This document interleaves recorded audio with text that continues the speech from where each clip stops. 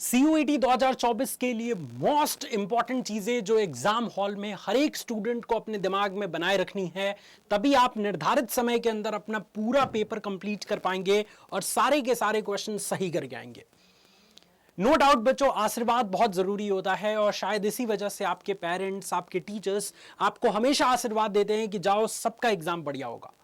But सिर्फ आशीर्वाद से अगर काम चलता तो बच्चे जुलाई अगस्त से अगरबत्ती लेके टीचर्स के पीछे और पेरेंट्स के पीछे और भगवान के पीछे ढूंढते रहते। बट वो कृष्ण भगवान भी कहते हैं ना कि तुम कर्म करो, फल की इच्छा मत करो, वो तो तुम्हें मिलेगा ही मिलेगा। तो आपने कर्म किया है बच्चों, आपने बहुत मेहनत किया है, यकीन मानिए बहुत मेहनत किया है।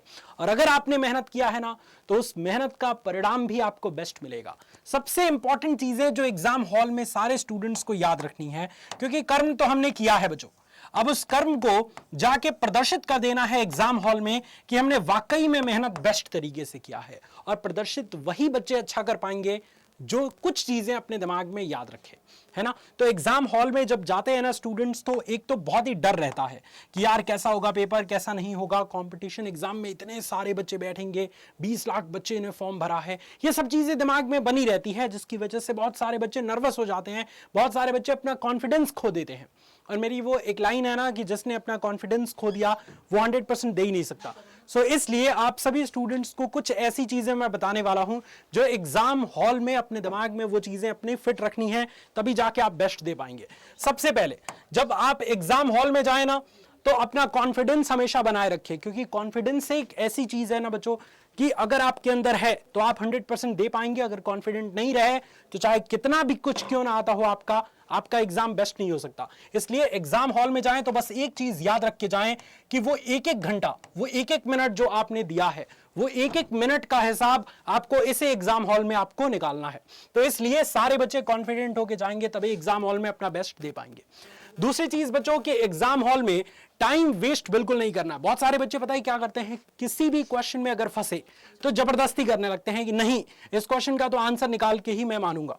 तो वहां पे ढीठ नहीं बनना है, वहां पे थोड़ा सा फ्लेक्सिबल बनना है। कोई क्वेश्चन अगर ज्यादा टाइम ले रहा है ना, तो उसको आप जो है बाद के लिए टाल दीजिए। या कोई अगर कमरे में आया, एग्जाम हॉल में आया तो लगे उसको देखने, तो उसको देखने में 1 मिनट भी गया तो एक क्वेश्चन समझ लीजिए आप वेस्ट कर दिया अपना, उस क्वेश्चन के लिए टाइम ही नहीं बचेगा आपको। तो कोई भी बाहरी एक्टिविटीज पे ध्यान नहीं देना है। उस 1 घंटे में, उस 45 मिनट में सारा फोकस आपको एग्जाम में क्वेश्चंस को सॉल्व करने पे रहना चाहिए।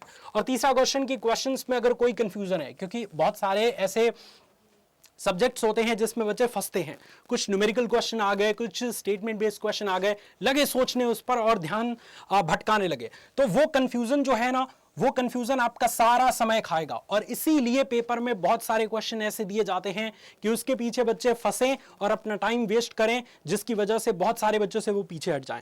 तो फ्लेक्सिबल बने रहिएगा कि एक क्वेश्चन नहीं आ रहा, कोई बात नहीं, हमें 50 में से 40 न करना है, हम बाद में देख लेंगे इस क्वेश्चन को हटा के दूसरे पे फोकस करना स्टार्ट किया, दूसरे को बहुत बढ़िया से सॉल्व करना स्टार्ट किया। तो ये 3 चीजें अगर एग्जाम हॉल में आपके दिमाग में रहेंगी तो उसके अकॉर्डिंग आप एक्शन ले पाएंगे और उसी के अकॉर्डिंग आप अपने क्वेश्चन पेपर को बेस्ट तरीके से सॉल्व कर पाएंगे। मुझे उम्मीद है ये वीडियो आपको पसंद आई होगी। अगर मजा आ गया देख के तो इस वीडियो को लाइक करिए, शेयर करिए अपने सभी दोस्तों तक जिसको आप दिल से प्यार करते हैं।